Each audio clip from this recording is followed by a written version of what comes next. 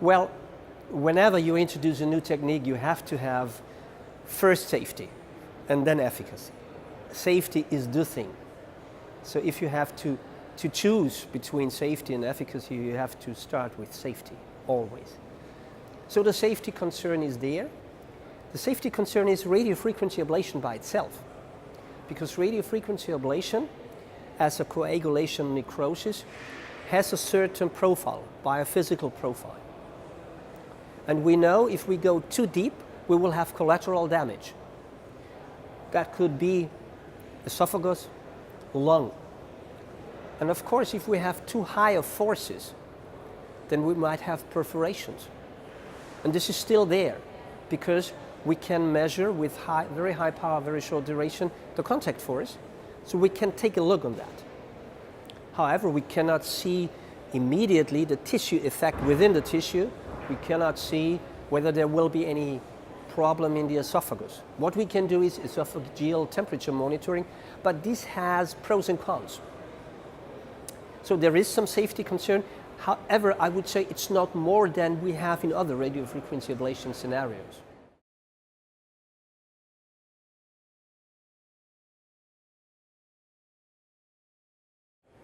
Well, the next step is that we have to spread this technique. And if we want to see that this is safe and effective, safety first, then we have to go to more patients.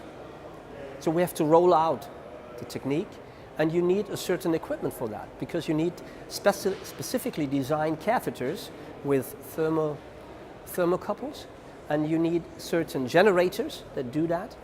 So it needs studies, and there are studies on the way. We have done one study, the Q.FAST study, and the results will be presented at HRS. So beginning of May, something like that. And my own experience is a good one, so I think it works nice. And the procedure times also going down very quickly. We need more studies. There will be an external evaluation in Europe with more centers rolling out the technique. And there will be a US IDE study using both the Q mode plus, this is the technique, and the Q mode, this is another technique for ablation with this catheter. And it will be very interesting to see the results coming out of this.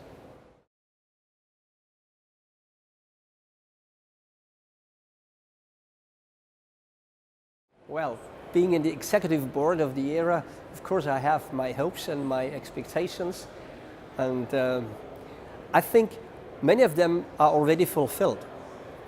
So I think we have a high interest from the audience, and we have now a growing participation rate. We had a very high number in 2017 when it was in Vienna, and I had the honor and the privilege to serve as the program co-chair. And we had 6,000 there. But then the MedTech rules came into action, and this was a very big challenge, and still is a challenge for everybody being in the business. And so 1 year before in Barcelona we had around 4,000. Now we are heading over 5,000. So we already have 5,100. It will be even more, maybe 5.2 or 5.3. So that means it's going in the right direction. And it shows that EHRA is respected as the one European arrhythmia society caring for arrhythmia patients. And I think that makes me happy. And I'm very happy that Harald Burri and Katja Zeppenfeld did a superb job in organizing with their team, the scientific program committee team, this meeting. There will be very exciting new stuff. We have around 150 sessions, which is big. We have had 41 submissions for late-breaking clinical trials, and we will be able to show the most recent results from the Apple Heart study and from the RAPID study, which is an envelope technique for pacemakers. We will have 3D sessions, innovation sessions, patient sessions, so it will all be very, very exciting, and I'm really proud to be part of that.